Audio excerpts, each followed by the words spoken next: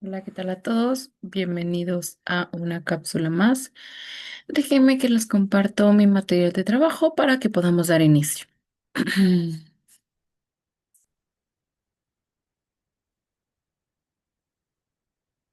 Bien, aquí es la cápsula número 14 de Fundamentos de Economía. Muy bien.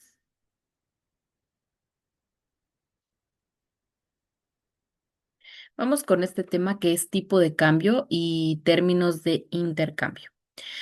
Nos dice que el tipo de cambio es la relación entre el valor de la moneda nacional y las monedas extranjeras. Determinan cuántas unidades de moneda local se requieren para adquirir una unidad de divisa extranjera.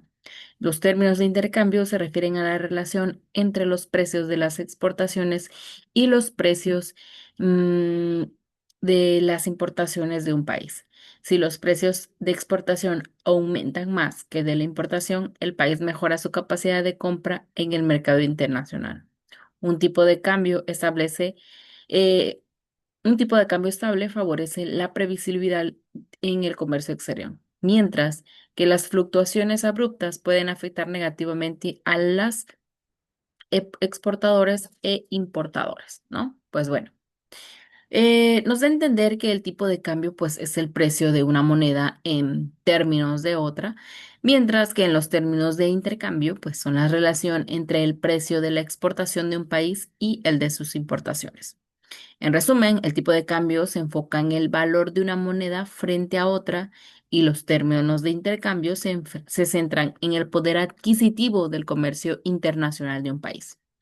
Ahora, el tipo de cambio aquí es el precio al que una moneda se puede intercambiar por otra. Por ejemplo, el tipo de cambio entre el dólar y el peso mexicano indica cuántos pesos se necesitan para comprar un dólar.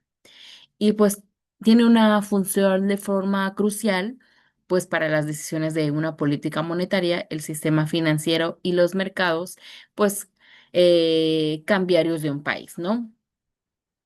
Hay términos de intercambio también que va a medir el precio de las exportaciones de un país en relación con el precio de sus importaciones. Se calcula pues dividiendo el índice de precios de las exportaciones entre el índice de precio de las importaciones. Unos términos de intercambio favorables, o sea, un aumento, significa que las exportaciones del país ahora pueden comprar una mayor cantidad de bienes importados mejorando su poder adquisitivo en el comercio internacional. Ahora, también nos dice que en factores que determina el tipo de cambio, pues influyen el tipo de cambio que son la oferta y la demanda de divisas, las tasas de intereses, la inflación, la balanza de pagos y la confianza en la economía nacional. Cuando un país presenta una alta inflación o incertidumbre política, pues su moneda tiende a depreciarse, ya que los inversionistas buscan refugiarse en monedas más estables. Las políticas monetarias y fiscales también tienen pues un impacto importante. Una política monetaria restrictiva puede fortalecer la moneda al reducir la cantidad de dinero en circulación. ¿Ok? Hay una influencia del sector externo en la economía nacional. Este influye significativamente en la estabilidad y el crecimiento de una economía a través de las exportaciones e importaciones. Los países obtienen ingresos, tecnología, bienes de capital y productos de consumo, y una balanza comercial favorable impulsa el crecimiento del PIB, mientras que un déficit persistente puede generar presiones sobre la deuda y el tipo de cambio. Los flujos financieros internacionales, la competitividad de las exportaciones y la integración en los mercados globales determina el nivel de desarrollo y estabilidad económica interna, ¿no? Este sector externo influye en la economía nacional a través del comercio exterior, que como bien dice, va a ir impulsando el crecimiento del PIB. Este va a generar empleos, va a traer inversión extranjera, va a permitir la exportación de bienes y servicios de formas nacionales y se va a importar aquellos pues que al país no produce, ¿no? Esa interacción va a afectar directamente la balanza de pagos, el tipo de cambio, la competitividad, decíamos, de las empresas, aunque también puedan crear dependencias si no se diversifican los mercados de exportación y si se importan los bienes de consumo, pues con poca generación de valor agregado.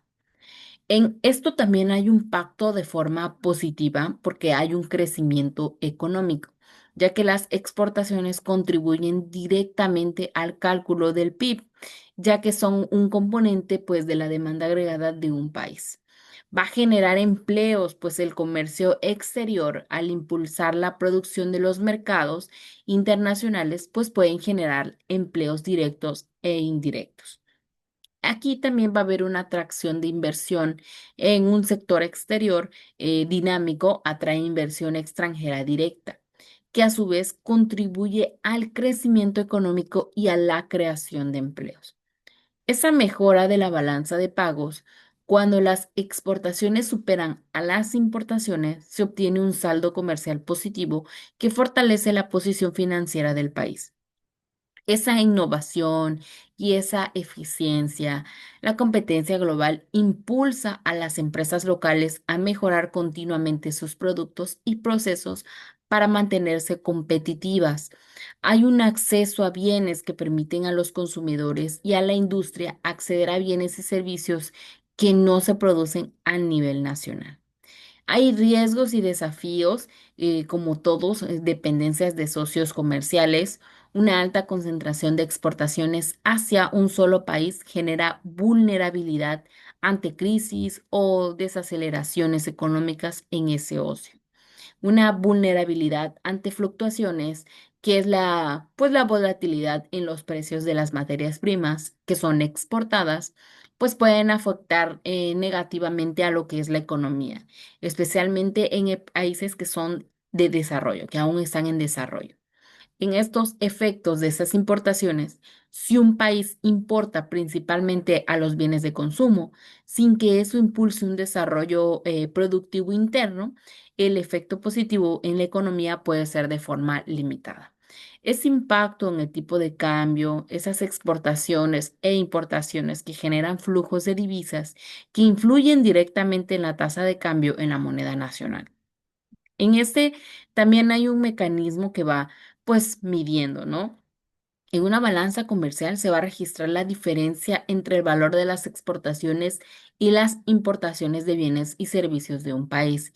Y un balance de pagos, un registro un poco más completo de todas las transacciones económicas de un país con el resto del mundo. Ese va a incluir el comercio, las finanzas y pues las transferencias. Hay lo que es la inversión extranjera directa. Aquí nos vamos a ir más a lo que se representa la participación de capital foráneo, esa inversión de extranjera directa, el IED, en empresas nacionales con el objetivo de generar beneficios y fortalecer las relaciones comerciales entre países.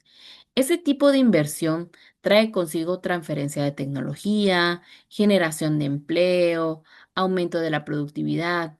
Ahora, sin embargo, la dependencia excesiva de la inversión extranjera directa puede hacer a la economía un poco más vulnerable ante cambios internacionales o decisiones de empresas multinacionales.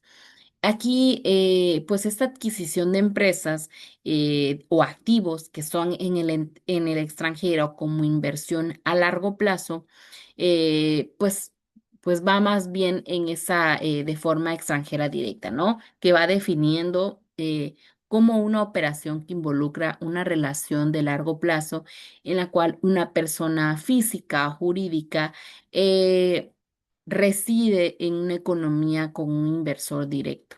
Ahí pues vemos que tiene como objetivo obtener esa participación de forma duradera en una empresa o en una entidad residente de otra economía. Eh, por ejemplo, un fabricante de automóviles puede invertir en una planta para hacer cajas de cambio, luego se envían a una planta no sé, montaje a final en otro país. Esa inversión directa vertical representa la mayor parte de la inversión que hacen las economías un poco más avanzadas en las economías en desarrollo, ¿no? Esa es un poco más de la inversión directa, ¿ok? Hay desafíos también en esta pues inversión extranjera, ¿no? Porque hay una recomendación internacional que sugiere que la inversión directa se materialice cuando el inversionista directo tiene al menos el 10% del poder del voto de la empresa. Los flujos de esta inversión de extranjera directa se registran en la balanza de pagos y en la posición de inversión internacional. Cuando hay un incremento sostenido en los flujos, su contribución creciente a ese financiamiento, pues va a ser una de las características más destacadas de la economía mundial en estas últimas décadas, siendo uno de los principales motores de la globalización. En parte debido a que hoy en día los mercados de capitales globales están mucho más integrados que en el pasado y que los países están entendiendo el rol clave que juega esta inversión extranjera directa para el desarrollo económico, pues han implementado políticas públicas proactivas en fomento de la inversión extranjera. Los beneficios potenciales es que traerían al país un receptor que pues se puede ir mencionando. Podría traer igual un acceso a capital para financiar proyectos públicos y privados que requieran ser más elevados a un monto de inversión. También tendría más acceso a conocimientos o a tecnologías que pues creen nuevas capacidades locales o mejoras a las existentes, ¿no? También una formación de recursos humanos en procesos formales de capacitación y el aprendizaje en el puesto de trabajo. Una incorporación a las redes internacionales de cadenas globales de valor y distribución, también una generación de actividades económicas y empleo propia a a los procesos de inversión. Eh, por ejemplo, cuando fueron los flujos mundiales de inversión extranjera directa, se vio pues gravemente afectado cuando llegó la pandemia de COVID-19 en el 2020, que fue que cayó más de un tercio a 1 billón, muy por debajo del punto más bajo que pudieron haber alcanzado después de la crisis financiera mundial hace una década. Las inversiones totalmente nuevas en la industria y los proyectos de inversión en nuevas infraestructuras en los países de desarrollo, pues se vieron especialmente afectados. En este desafío, porque los flujos de inversión internacional son vitales para el desarrollo sostenible, en las regiones pues más pobres del mundo, hubo ese aumento de la inversión para apoyar una recuperación sostenible e inclusiva en el contexto actual de la pandemia. Es ahora una prioridad política mundial. Eso implica promover la inversión en infraestructura y la transición energética de manera resiliente, ¿no? Se contarán pues con un ámbito metodológico global en donde siempre se ha abordado las actualizaciones de los estándares internacionales y los principales retos y desafíos de esa medición. Igual se vieron lo que fueron los problemas en estadísticas actuales de la inversión extranjera directa y pues se mostraron igual nuevas recomendaciones que mejoran esas estadísticas respecto a una visión de forma regional. Ahí van a abordar como que tendencias de la región y desafíos disponibles de datos y bueno, también eso. De igual forma, hubo una deuda pública y sostenibilidad fiscal. La deuda pública es el conjunto, pues, de obligaciones financieras que el Estado adquiere para financiar su gasto cuando los ingresos son insuficientes. Una deuda bien administrada puede servir como instrumento para el desarrollo, pero un endeudamiento excesivo compromete la estabilidad económica y la capacidad del país para cumplir con sus obligaciones. La sostenibilidad fiscal implica mantener un equilibrio entre los ingresos y los gastos públicos, evitando déficits estructurales que generen inflación o pérdida de confianza internacional. Hay obligaciones del Estado en tiempos de crisis, en periodos de crisis económicas, pues el Estado tiene la responsabilidad de proteger a la población más vulnerable, garantizar la estabilidad financiera y reactivar el aparato productivo. Debe implementar políticas contracíclicas que impulsen el empleo, fortalezcan el consumo interno y restablezcan la confianza de los inversionistas. Además, es fundamental mantener la transparencia fiscal, fomentar la cooperación internacional y asegurar que las medidas adaptadas promuevan un desarrollo sostenible y equitativo. ¿Ok? Bien, chicos, pues hasta aquí la sesión del día de hoy. Nos vemos en otra cápsula.